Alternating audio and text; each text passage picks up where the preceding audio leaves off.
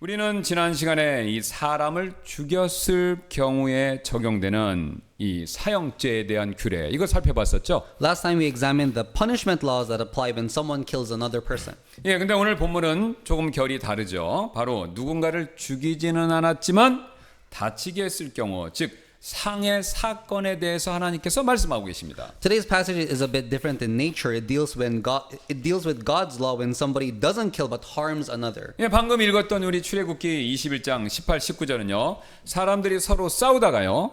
한 사람이 다른 사람을 돌이나 주먹으로 쳐서 다치게 했을 때 가해자는 피해자에게 회복될 때까지 일하지 못해서 생긴 손해 그리고 치료에 필요한 모든 비용을 책임져라. 그렇게 명령하시죠. Exodus 21:18-19, which we just read, commands that if a people fight and one injures the other with a stone or a fist, the offender must pay for the loss of work during the victim's recovery and cover all the costs of healing. 예, 근데 물론 사람이 쳐갖고 회복이 안 되고 죽게 되죠. 그럴 수도 있죠. 그렇게 되면 이미 14절, 12절부터 14절 앞에 규정된 규례에 따라서 고의성의 여부가 판별되면 뭡니까? 사형이죠. Of course, if the person dies, then the law in verses 12 to 14 apply, and if there was intent, the offender is to be put to death. 예, 여기서 우리는요 한 가지 중요한 사실 배우게 되는데요. We learn one very important truth. 예, 지금 상해와 관련된 이런 법규는요, 우리가 서로 간에 갈등이 생겼었을 때 결코 폭력에 의지해서는 안 된다라는 그 사실을 말씀해 주시죠. These laws concerning injury teach us that we must never resort to violence when conflicts arise. 그렇다면 우리의 이런 폭력적인 행동 왜 일어나는 것일까요? Then why do such violent actions happen? 여기 보시면 오늘 말다툼이 시작입니다. 다툼. 자, 그럼 우리가 보통 말다툼처럼 사소한 일에서 다툼이 막 시작되다가 거기서 멈추면 다행인데요. 화가 더 나면요. 나도 모르게 폭력적인 행동을 하기가 매우 쉬워지죠.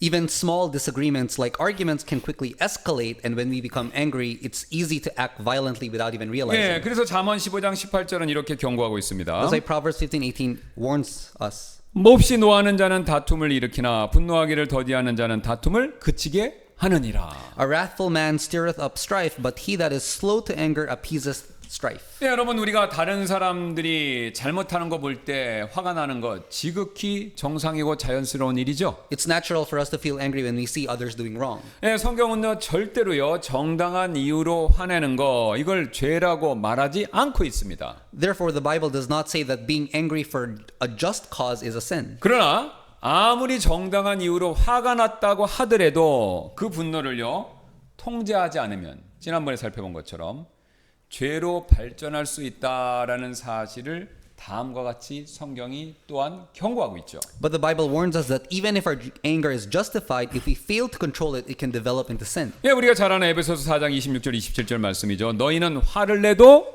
죄를 짓지 말고 해가 지도록 진노하지 말며 마귀에게 틈을 주지 말라. Ephesians 4:26-27 Be ye angry and sin not. Let not the sun go down upon your wrath, neither give place to the devil. 여러분 지금 에베소서 말씀 보셨죠?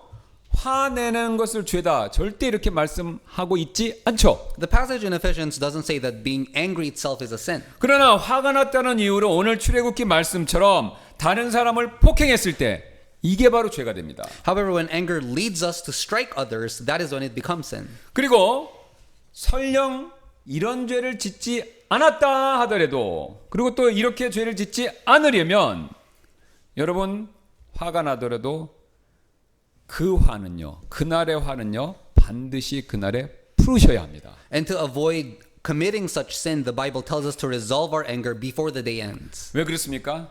저와 여러분 이 세상 사시다 보면 화날 일 매우 많죠. 그러면 매일 화가 납니다. 그렇죠? 화날 일이 많죠. 가정이나 직장이나 심지어는 국가를 봐도 화날 일이 많은데 그 화를요 매일매일 풀지 않고 에베소서 말씀처럼 풀지 않고 계속 매일매일 쌓아두면요 여러분 결국에는요 언젠가 폭발하기가 매우 쉽습니다. Because in this life there are many things that make us angry, and if we don't deal with that anger daily, it can easily build up and explode. 설령 인내심이 정말 강해서 화 안 내고 잘 참는다고 하더라도요 이 마음속에 쌓아놓은 화, 분노는요 쓴뿌리로 발전하기가 또한 매우 쉽습니다. Even if we are patient and seem to endure well, anger stored up inside can easily turn into bitter root. 예, 그렇게 되면요. 원망과 불평이 많아지고요.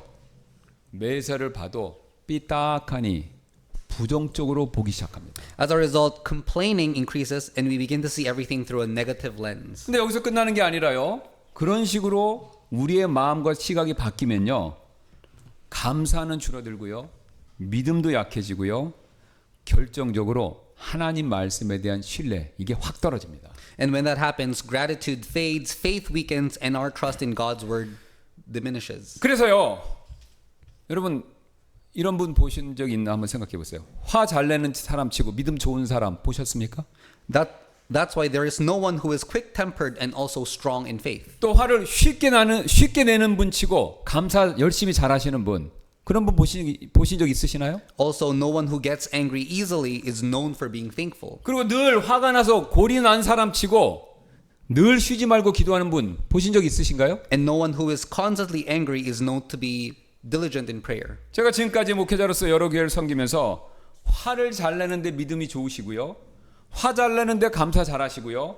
화 잘 내는데 기도 열심히 하시는 분 한 번도 본 적 없습니다. As a pastor serving many churches, I have never seen anyone who is quick to anger yet strong in faith, thankful in spirit, and diligent in prayer. 그래서 우리가요 이렇게 되지 않으려면요 우리는요 성경 말씀처럼 모든 일에 감사하는 분이 되셔야 됩니다. So to avoid becoming like that, we need to become people who give thanks in all circumstances. 또 모든 일 가운데 오늘 오전 말씀처럼 하나님의 역사하심, 하나님이 합력하여 선을 이루신다라는 그 사실을 믿는 사람이 되어야 되죠. We must also be people who trust that God is working in every situation. 그리고 항상 쉬지 말고 기도하는 사람 되어야 됩니다. Become people of prayer. 그리고 그 무엇보다도요 용서하는 사람이 되셔야 합니다. And above all, we need to become people who forgive. 왜 그렇죠? 우리도 역시 용서받은 죄인들이기 때문에 그렇죠. Because we too are sinners who have been forgiven. 예, 그래서 골로새서 3장 13절 잘 하시는 말씀이죠. 누가 누구와 다툼이 있거든 서로 용납하여 서로 용서하되 그리스도께서 너희를 용서하신 것 같이 너희도 그렇게 하라. Colossians 3:13 Forbearing one another and forgiving one another if any man have a quarrel against any even as Christ forgave you so also do ye. 그러나 만약 우리가요 이런 하나님의 용서의 명령 이거 무시하고요 분노를 계속해서 쌓아두고 있으면요 언젠가 반드시 폭발할 수밖에 없습니다. But if we ignore God's command to forgive and continue to store up anger, that anger will eventually explode. 그리고 그 순간 나 자신도 우리 자신도 모르게 폭력을 휘두르거나 다른 사람들에게 해를 끼치게 되고 그 결과 오늘 말씀처럼 치료비나 손해배상 이거 물어줘야 되는 상황이 발생할 수도 있습니다. And in that moment, we may lash out in violence, harming others without realizing, leading to situations where we need to pay for medical expenses. 실제로 경찰청 통계에 따르면요, 제가 조사해 보니까 우리나라 폭행이나 살인 같은 이게 강력 범죄죠. 이 강력 범죄의 45%가 순간적인 분노에서 비롯된 우발 범죄라고 합니다. According to police statistics, about 45% of violent crimes in Korea, such as assault or murder, are impulsive crimes triggered by anger. 즉 화나서 때렸고 화나서 죽였다라는 식의 범죄가 거의 절반에 육박한다라는 거죠. In other words, crimes committed because they were angry, I hit him because I was angry, I killed him because I lost my temper, make up nearly half of all cases. 게다가 재범자 초범, 재범 있죠? 그 재범자의 37%가 높은 수준의 분노 성향을 가지고 있다라는 연구 결과도 있습니다. And studies show that 37% of repeat offenders have a high tendency toward anger. 예, 쉽게 말해서 화를 제대로 잘 못 다스리는 사람이 앞에서 한번 죄 짓고 또 죄를 지을 가능성이 무척 많다는 것이죠. People who fail to control their anger are more likely to commit crimes again. 여러분 이런 분노 문제 우리나라만의 이야기는 아닌데요. The issue of anger is not unique to Korea. 예, 미국의 경우는 성인의 약 9% 그러니까 10사람 중 그러니까 미국 사람 만나셨을 때 조심하셔야 돼요. 10사람 중에 한 명은요. 폭력으로 이어질 수 있는 심각한 분노 문제를 겪고 있다고 합니다. In the United States as well, around 9% of adults suffer from various anger issues that could lead to violence. 그래서 이런 분노가요. 우리가 잘 아는 것처럼 안타깝죠. 총기 사고와 같은 비극으로 이어지는 경우가 매우 많다고 합니다. And in many cases, such uncontrolled anger results in tragedies like shootings. 예, 그래서 약 야고보서 1장 20절은요. 이렇게 우리에게 경고하는데요. That's why James 1:20 gives us this warning. 이는 사람의 진노가 하나님의 의를 이루지 못하기 때문이라라고요. For the wrath of man worketh not the righteousness of God. 우리는요. 지금 이 말씀처럼 자기 분노를 다스릴 줄 아는 그런 사람이 돼야 되죠. We must become people who know how to control our anger. 그러나 동시에 또 하나 기억해야 될 사항이 있습니다. And at the same time, there's another thing we need to remember. 바로 내가요. 누군가를 화나게 만들 수도 있다라는 그 사실이죠. It's the fact that I may be the one who provokes someone else to anger. 잠언 15장 1절이 그 사실을 이렇게 말씀하고 있죠. Proverbs 15:1 speaks of this truth. 부드러운 대답은 진노를 돌이키게 하나 가혹한 말들은 분노를 일으키느니라. A soft answer turneth away wrath, but grievous words stir up anger.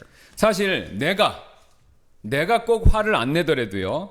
내 말이나 행동이 나는 잘 모르지만 누군가의 분노를 일으킬 때가 있습니다. Even if we aren't angry, our words or actions can provoke anger in others. 예를 들어서요. 우리는요. 좋은 뜻, 좋은 의도로 한 말이었는데 듣는 사람이 거꾸로요. 그것을 조롱이나 비난으로 비난하는 말로 그렇게 반대로 받아들일 수 있다는 것이죠. Even if we speak with good intentions, the listener might take it as mockery or criticism. 네, 저도 미국에서 공부할 때 그런 경험이 있었습니다. I had a similar experience while studying in the United 네, States. 그래서 막 이제 기말 중간 이런 거 시험 준비로 지쳐 보이는 제 미국인 동료, 미국 친구에게 걱정하는 마음으로 너 피곤해 보인다. 이제 영어로 얘기했죠. 예. You look tired. 이렇게 딱 말했더니 친구가 걱정해서 한 말인데 떨떠름하는 약간 불쾌한 표정을 짓는 거예요. I told an American friend who looked exhausted from exam preparation, "You look tired," but he gave me an uncomfortable expression. 그래 그때는 이해를 못했는데요. 하지만 나중에 알게 된 사실은요. 미국에서는 미국 사람들 사이에서는 이 표현이 이 상대의 외모를 지적하는 말처럼 들린다는 거예요. I later found out that in American culture, that phrase can sound like a comment on someone's appearance. 예, 즉 너 얼굴이 엉망이야 라는 뉘앙스로 받아들일 수도 있는 말이 된다고 합니다. In other words, it could be understood as saying, "You look terrible." 예, 이와 정반대로 제가 본 어떤 유튜브 동영상에서는요. 한국어를 굉장히 유창하게 구사하는 몽골 여성분이 한국에서 겪었던 어떤 에피소드를 다음과 같이 소개한 적이 있었습니다. On the other hand, I saw a YouTube video where a Mongolian woman fluent in Korean shared an experience she had in Korea. 예, 그래서 그 몽고 여자분이요. 어느 날 자신의 한국인 여자친구가 이렇게 머리를 여러분 또 그러시죠? 머리를 이렇게 뒤로 꽉 묶고 화장도 딱 예쁘게 해서 얼굴이 화사하고 더욱 환하게 보여서 그 칭찬하려는 마음에 이런 말을 했다가 굉장히 낭패를 당했다고 합니다. One day she saw her Korean friend with her hair tied back and makeup done nicely, and she wanted to compliment her, so she said the following. 와, 너 오늘따라 얼굴이 더 커 보인다. Wow, your face looks bigger than usual today. 예, 그래서 이 몽골 여성분은 한국 사람들에게 얼굴이 커 보인다는 말이 칭찬이 아니라 어떻습니까? 오히려 부정적인 뉘앙스로 쓰인다라는 사실을 알지 못했던 것이죠. She didn't know that in Korean culture, saying someone's face looks big is not a compliment, but is actually taken negatively. 예, 이처럼 아무리 좋은 의도였다라고 하더라도 듣는 사람에게 상처가 되거나 오해를 줄 수 있는 말, 그런 말은요 언제든지 분쟁의 씨앗이 될 수 있어. 될 수 있죠. This shows that even well-intentioned words can hurt or be misunderstood and can easily become seeds of conflict. 예, 그래서 우리는요 늘 말조심을 해야 합니다. That's why we need to always be careful with our words. 왜냐면요 내 의도와 상관없이 칭찬하는 말도 잘못하면요 상대방에게 비아냥거리는 말처럼 들릴 수 있고요.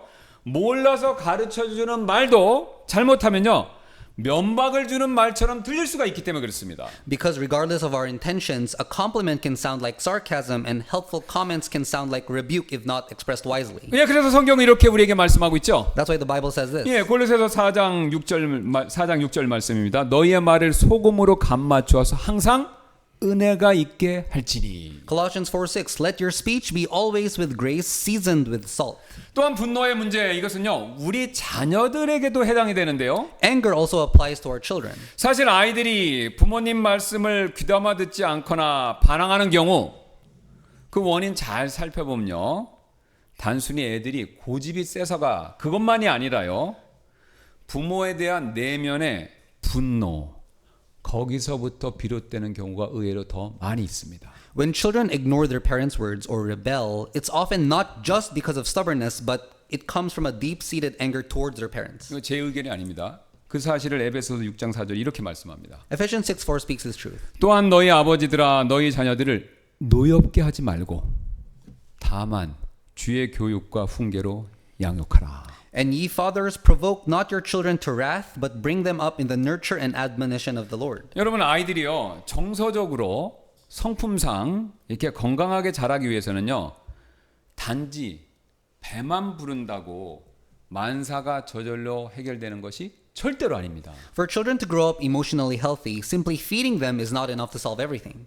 아이들은요 자라면서 먹고 싶은 욕구 그것뿐만 아니라요 무언가를 배우고 싶어하는 욕구 또 인정받고 싶은 욕구 이런 것들이 함께 아이들이 자라면서 그 욕구도 커진다는 거죠. As children grow, they develop not just the desire to eat, but also the desire to learn and to be recognized. 예, 그런데 이 욕구들이 지속적으로 무시되거나 억압이 될 경우 아이들 마음속에는요 좌절 그 다음에 분노가 서서히 쌓이게 됩니다. And when these desires are constantly ignored or suppressed, frustration and anger build up in their hearts. 예를 들어서요 아이가 뭔가를 시도하고 그것을 통해서 칭찬받고 싶은데 부모님이 자꾸 못하게만 하고 혼만 내면 어떻게 될까요? For example, if a child tries something hoping to be praised, but the parent just stops them and scolds them instead, what would happen? 아이 입장에서는요 자신이 지속적으로 무시당한다라고 그렇게 느끼기 시작하고요 결국 그게 오래되면요 화가 날 수밖에 없습니다. The child will feel ignored and inevitably become angry. 그리고 그 분노가 누적되면요 어느 순간 어른처럼 폭발하면서 막 고함을 지르거나 다른 아이들과 싸우는 등 여러 문제를 일으키기가 매우 쉬워집니다. When that anger builds up over time, it eventually explodes in the form of shouting, fighting, or other problems. 여러분 이렇게 되지 않으려면요 우리는요 앞에 에베소서 6장 4절 말씀처럼 훈련을 통해서요 제가 이렇게 말씀드렸죠 훈련을 통해서 아이들의 그런 욕구를 반드시 충족시켜 주셔야 합니다. Ephesians 6:4 teaches us that to prevent this, we need to meet those desires through training. 하지만 많은 부모님들이 훈련과 징벌 이 두 가지를 혼돈하십니다. But many parents confuse training and punishment. 훈련은요 아이가 무언가를 할 수 있도록 도와주는 것이고요. Training is about helping a child learn how to do something, 반대로 징벌은요 아이가 무엇을 못하게 막기만 하는 거죠. whereas punishment is about stopping the child from doing something. 훈련은요 격려와 지지가 중심이지만 Training is centered on encouragement and support. 반대로 징벌은요 혼냄과 제재가 중심이 되죠. Punishment is centered on scolding and restriction. 그래서 훈련은 시간이 지나면 아이가 할 줄 아는 것이 많아지게 되지만 Training helps a child grow in ability over time. 반대로 징벌은요 시간이 지나도 아이들이 자신감을 잃고 위축되게 만들 뿐이다라는 거죠. Punishment causes the child to lose confidence and become withdrawn. 그래서 만약 여러분의 자녀가 뭔가를 가르쳐도요 잘 안 하려고 하고요 하기 싫어하고요 막 주눅이 들어있다라고 한다면요 그 아이는요 지금까지 훈련받은 게 아니라 징벌만 받아왔을 가능성이 매우 높습니다. If your child shows no motivation to improve, avoids tasks, and seems discouraged, there's a high chance that the child has been punished more than trained. 그래서 우리는요 하지 못하게 하면서 혼내는 방식 그거보다는요 무엇을 할 수 있도록 돕고 가르치는 방식 그 방식으로 자녀들의 욕구를 충족시켜 주어야 그들의 내면의 분노의 문제를 풀어줄 수 있습니다. So instead of a method that merely prohibits or scolds, we need to use a method that helps and teaches them what they can do so we can really help them release their hidden anger. 예, 그래야 다툼이 줄어들고요. 다툼이 줄어들면 가정 안에서 평안이 유지될 수 있는 것이죠. This will help reduce conflicts and help maintain peace within the family. 즉 징벌이 아닙니다.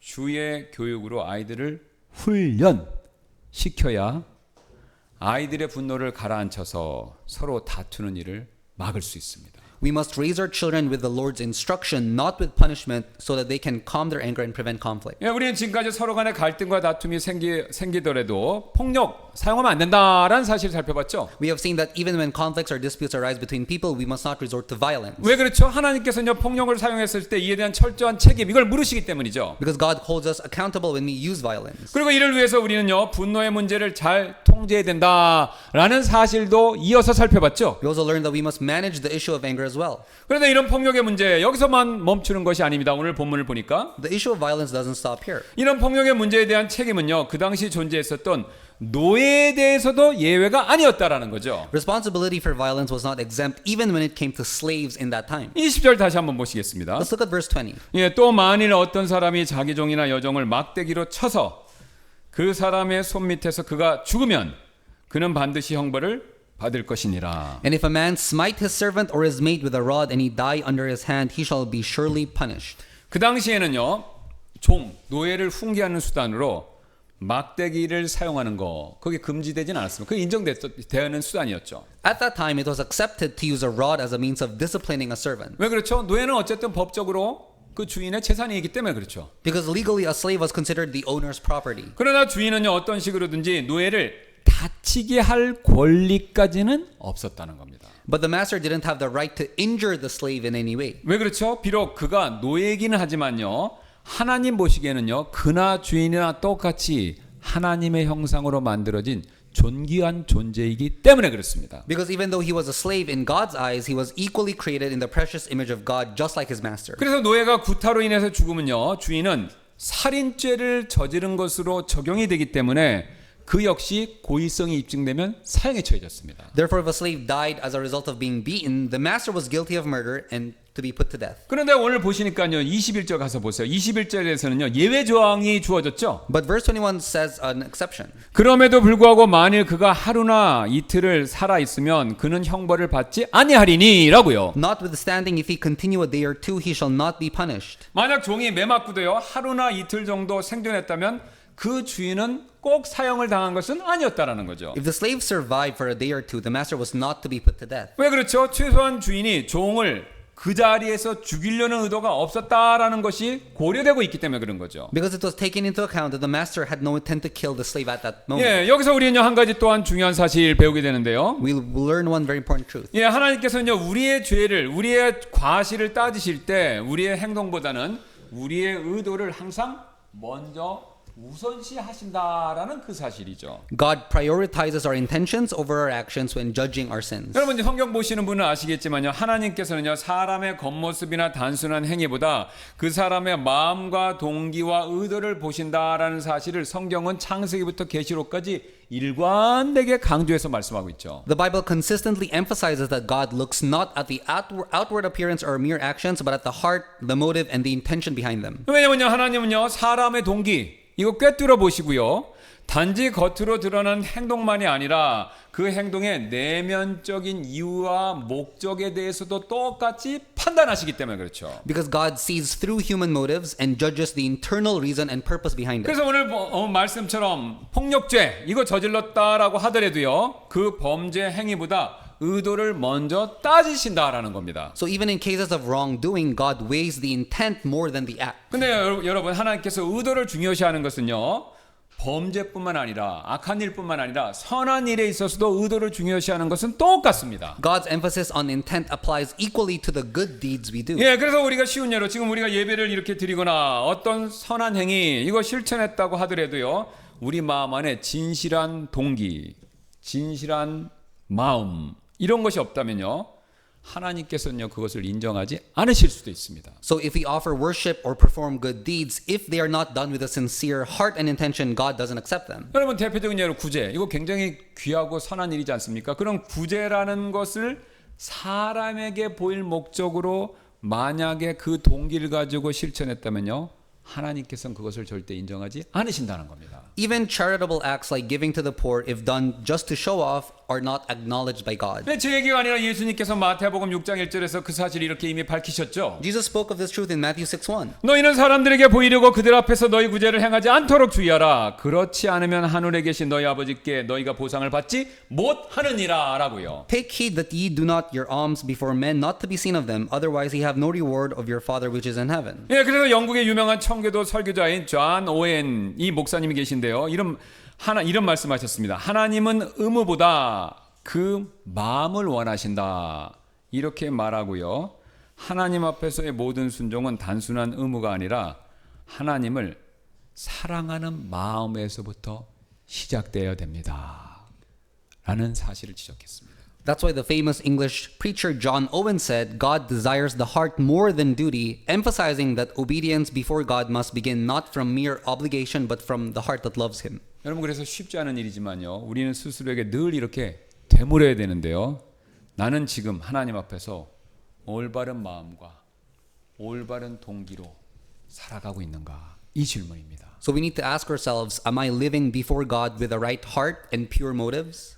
내가 드리는 예배, 내가 드리는 기도, 내가 드리는 섬김이 사람 보이려고 그런 건가?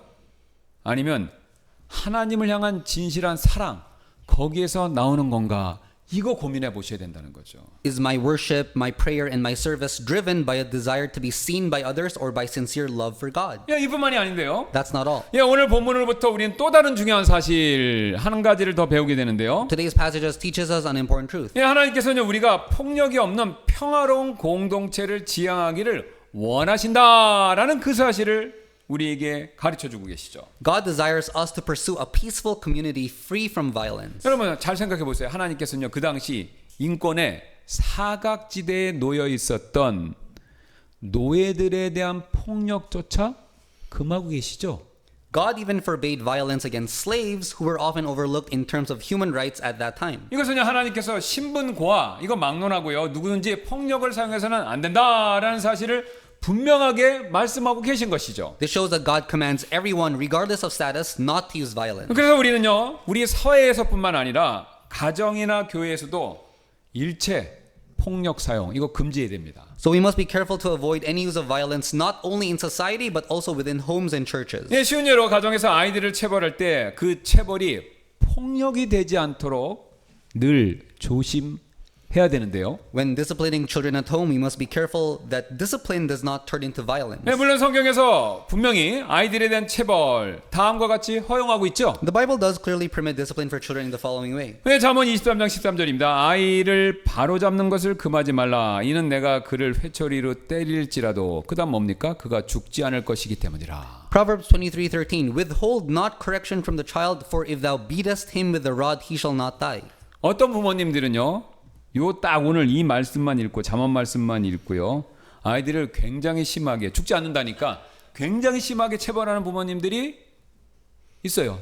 솔직히 고백하면 저도 그런 때가 있었고. Some parents read this verse and end up harshly punishing their children. 그러나 오늘 출애굽기 말씀이 보여주듯이 어떤 체벌도요. 상해를 입히는 폭력이 되어서는 안 된다는 거죠. But today's passage in Exodus shows that no form of punishment should ever become violence that causes injury. 여러분 한번 생각해 보세요. 하나님께서는요. 노예에게 상해를 입히는 폭력조차도 싫어하시는데 하물며 어린 자녀들에게 상해를 입히는 폭력 이거 얼마나 더 싫어하시겠습니까? If God hates violence that injures even a slave, how much more must he hate violence that harms innocent children? 그래서 우리는요. 그 어떤 경우라고 하더라도 체벌이 상해를 입히는 폭력 이게 돼서는 안 된다는 거죠. So under no circumstance should discipline turn into violence. 물론 정상적인 부모님이라고 하면 어떤 부모님도 처음부터 체벌할 때 뭐 상해를 입히는 폭력 수준으로 막 처음부터 막 이렇게 죽지 않는다고 그러니까 막 처음부터 무지하게 때리는 그런 부모님은 정상적인 부모님이라면 없죠. Of course, no reasonable parent starts out intending to inflict violence through discipline. 처음에는 이렇게 살살 체벌하지만 어떻습니까? 그러니까 말을 안 듣잖아요. 그죠? 살살 때려도 말을 안 들어요. 그러다 보면 체벌의 강도가 올라가죠.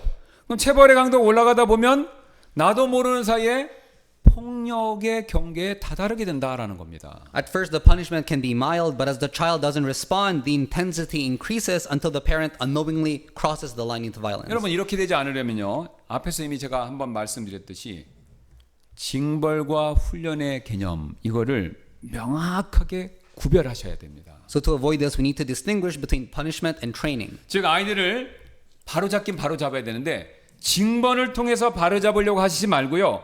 훈련을 통해서 바로잡기 위해서 애쓰셔야 된다는 거죠. Don't aim to correct children through punishment, but through intentional training. 사실 제가 이거 말씀 안 드려도 많은 부모님들이 이거 알고 계시죠. 근데 알고 계심에도 불구하고 훈련 대신에 징벌이라는 카드에 손이 먼저 가죠. In truth, many parents know this, but they still reach for punishment before considering to train. 왜 그렇죠? 징벌이 쉽기 때문에 그렇습니다. Because punishment is the easier option. 쉬운 예로 아이들이 놀다 보면 쉽게 이렇게 다투고 싸우는 거 있죠? 집에도 있고 우리 교회에서도 있습니다. Children often quarrel and fight while playing. 그렇게 싸우는 모습 보고요. 부모님들은 보통 잘잘못 딱 가려서 혼을 내고 그 다음에 심지어 말을 굉장히 안 들었다. 그러면 어떡하죠? 체벌까지 하죠. When parents see this, they often scold them based on who was right or wrong and sometimes even resort to physical discipline. 근데 이렇게 한 번에 끝나면 좋은데 이런 일이 계속해서 반복적으로 일어난다라는 데 문제가 있습니다. And this cycle repeats over and over. 그러다 보면 앞에서 말씀드린 것처럼 부모님의 체벌 수위가 부모님 자신도 모르게 어떻게 됩니까? 점점 올라가죠. 제가 보니까요, 저도 그랬지만 체벌 수위가 내려가는 경우는 없어요. 말을 안 듣는데 체벌 수위가 내려간다 그런 경우는 없어요. 말을 안 들면 나도 모르게 체벌은 점점 올라가게 돼 있어요. Eventually, the level of punishment increases. 왜냐면요, 왜 이렇게 되냐면요, 훈련이 아니라 징벌이라는 수단만을 계속해서 사용하고 계시기 때문에 그런 일이 벌어집니다. Because only punishment is being used instead of proper training.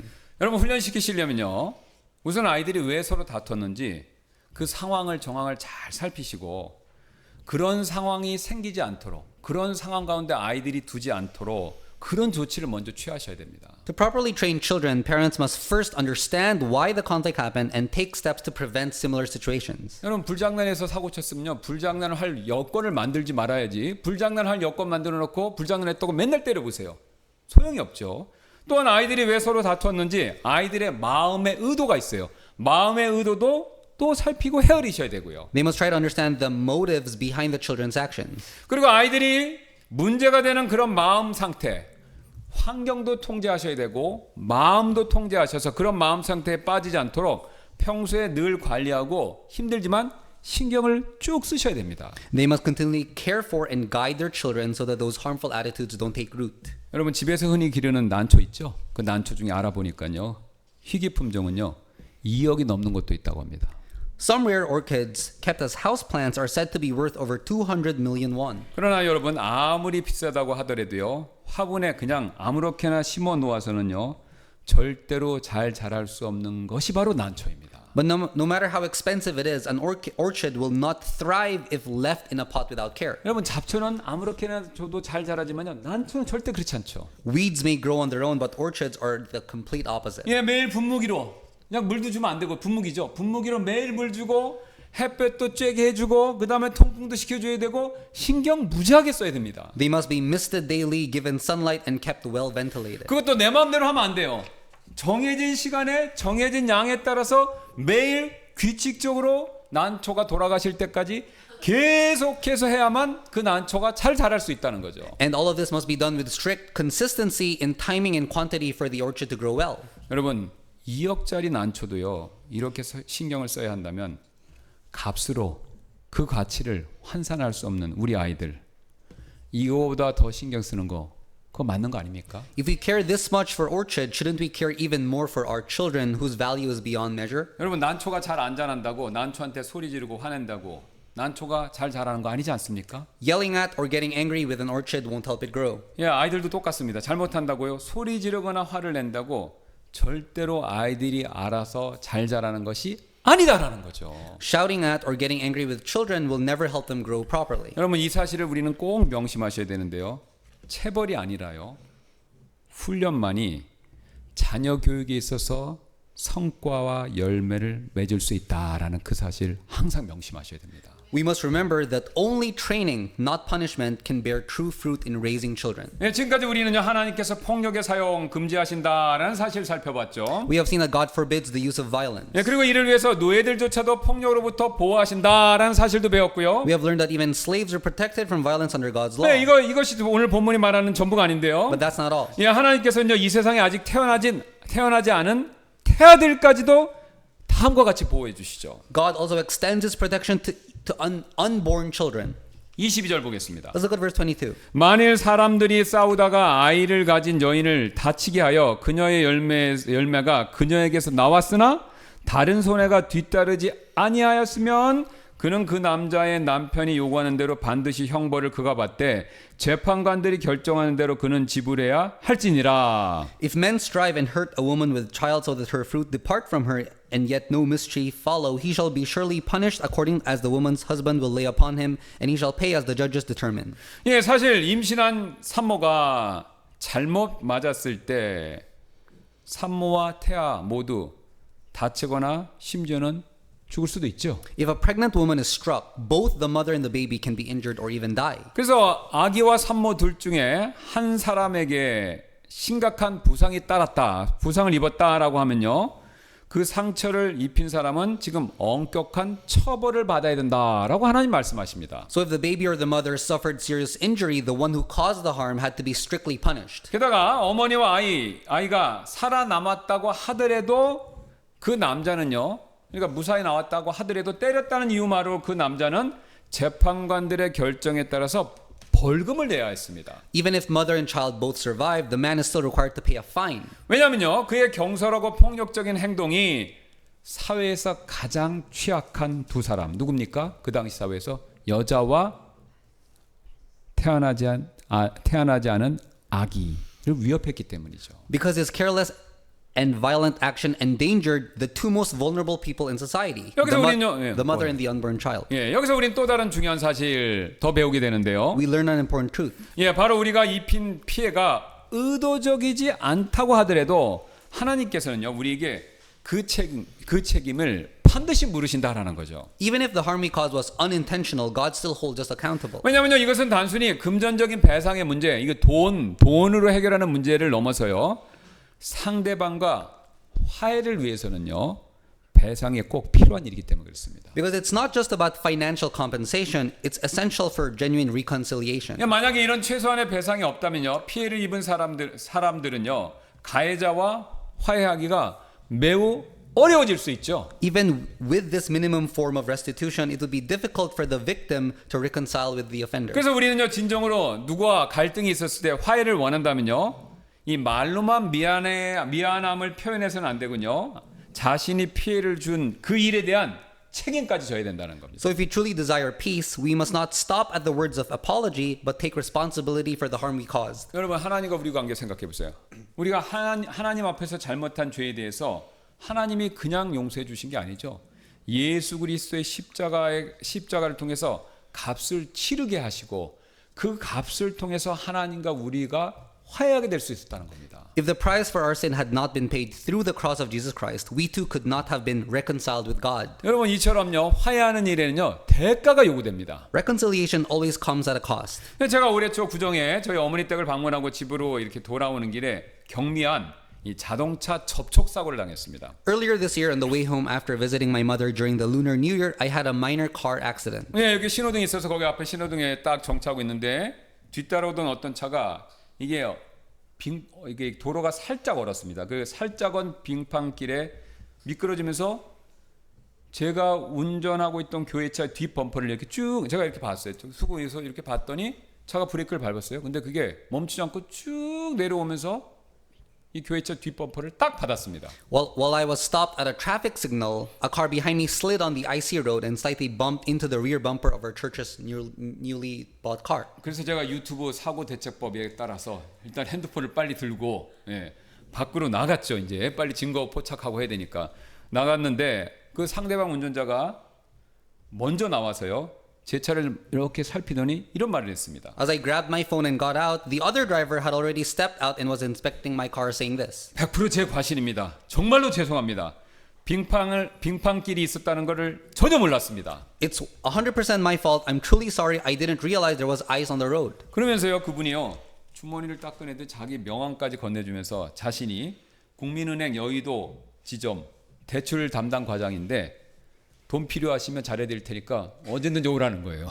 He even handed me his business card saying he was a loan officer at KB Bank's Yeouido branch and would be happy to help if he ever needed a loan. 예, 저는 사실 이게 우리 교회 차 아시잖아요. 거의 새 차인데 이런 사고가 나서 처음에 내릴 때 굉장히 은근히 화가 났습니다. 그런데 그분의 이런 책임지는 태도를 보니까요, 저도 모르게 화가 눈 녹듯이 이렇게 내려간다는 거예요. 사라졌다는 거죠. I was honestly a bit upset since the church car was almost new, but seeing his sincere attitude and his willingness to take responsibility, my anger melted away. 예, 사실 어떤 분들은요, 자기 과실임에도 불구하고 그것을 전적으로 부인하고 오히려 상대방에게 그 과실을 덮어씌우려고 하는 사람들 많이 있죠. Sadly, some people completely deny their own fault and try to shift the blame to other people. 여러분 그런 사람 만나면요, 어쩔 수 없이 싸우게 됩니다. When you encounter such people, conflict becomes inevitable. 그러나 제가 만난 그분처럼 자신의 잘못을 인정하고 책임지려고 한다면 다툴 일은 없죠. But when someone, like the man I met, admits his fault and takes responsibility, there's little room for conflict. 사실 우리 사회는요, 앞으로 점점 다툼과 갈등이 커질 수밖에 없습니다. Our society is likely to experience even more conflict and division in the future. 왜냐하면요, 정치인들처럼 사회 지도자들이 자신의 잘못을 인정하고 그에 대한 책임을 지려는 태도를요, 요즘은 과거보다 특히 더 그런 책임지려는 태도를 안 보여주려고 하기 때문에 그렇죠. Because many leaders, especially politicians, show no willingness to admit their faults or take responsibility. 오히려 법까지 바꿔가면서 자신의 잘못을 합리화하려는 시도까지 있다는 거죠. Instead, they try to justify their actions by changing the law itself. 여러분 그러나요, 아무리 우리가 그렇게 한다고 하더라도요, 자신의 양심은 속일 수 없고요, 이 모든 것을 보고 계시는 하나님, 그분은 속일 수 없습니다. But no matter how much they try, they can't deceive their own conscience and they can't deceive God. 여러분 한번 생각해 보세요. 오늘 우리가요, 노예나 태아에게조차 잘못했을 때 하나님은 그 대가를 물으시는데, 하물며 자신이 세워지도록 허락한 정치 지도자나 정치 리더들에게는요, 그들의 잘못에 대해서 얼마나 큰 대가와 책임, 이거 물으시겠습니까? If God holds us accountable even for wrongs done to slaves or unborn children, how much more will He demand accountability from political leaders that He Himself has allowed to be in power? 이 사실에 있어서는요, 우리 또한 예외가 될 수가 없죠. And we are no exception. 사실 우리는요, 인생 살아가다 보면요, 다른 사람들에게 물리적인 상해를 입기보다는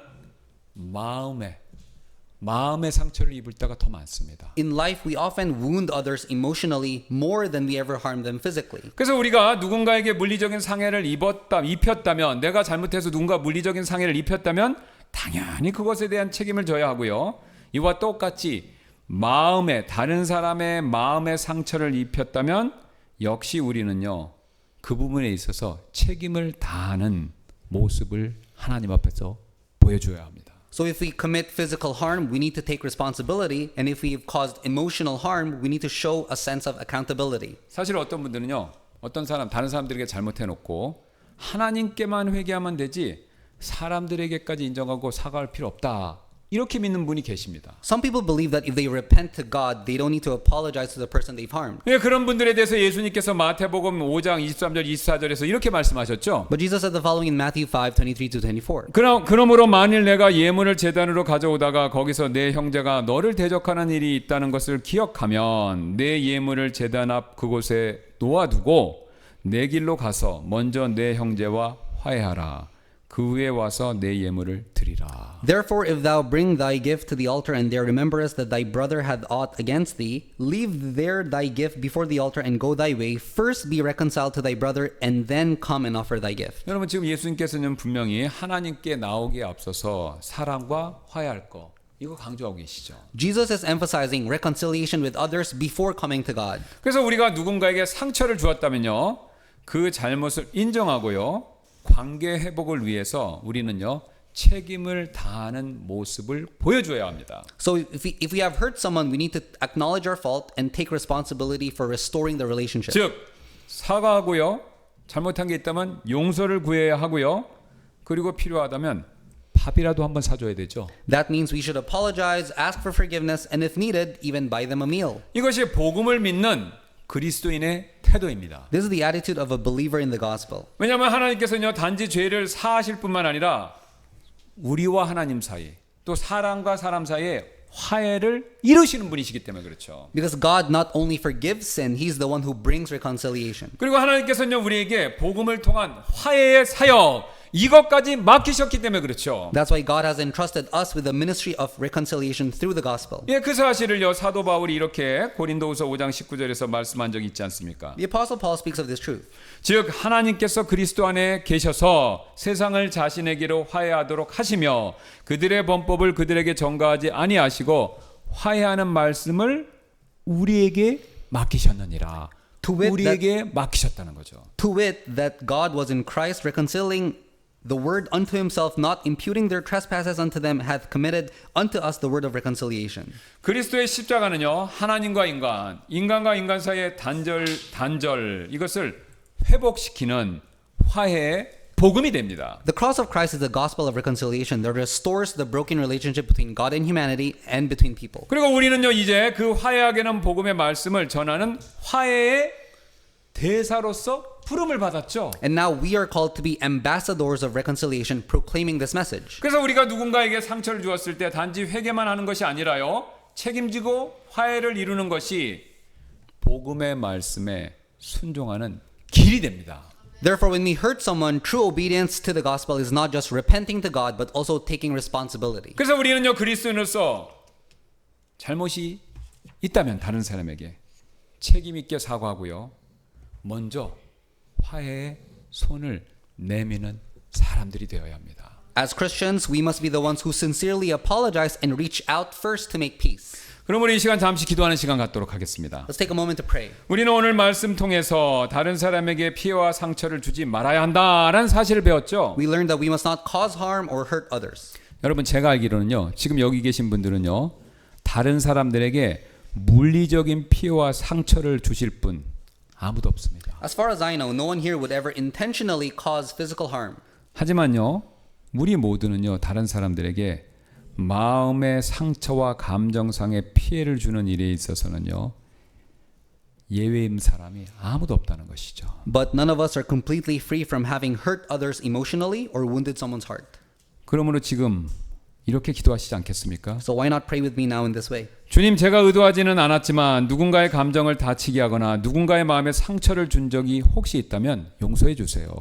Lord, if I have ever hurt someone's feelings or wounded their heart even without intending to, please forgive me. 그리고 제가 먼저 가서 화해의 손길을 내밀 수 있도록 저에게 용기와 믿음을 주세요. And please give me the courage and faith to be the one who reaches out first for reconciliation. 그리고 다시는 그런 실수를 반복하지 않도록 성령님께서 제 마음에 항상 용서와 사랑이 넘쳐나도록 도와주세요. Holy Spirit, help my heart overflow with love and forgiveness so I will not repeat such mistakes. 그리고 그 무엇보다도 저 역시 용서받은 죄인이다라는 사실을 항상 잊지 않도록 도와주세요. And above all, help me never forget that I too am a forgiven sinner.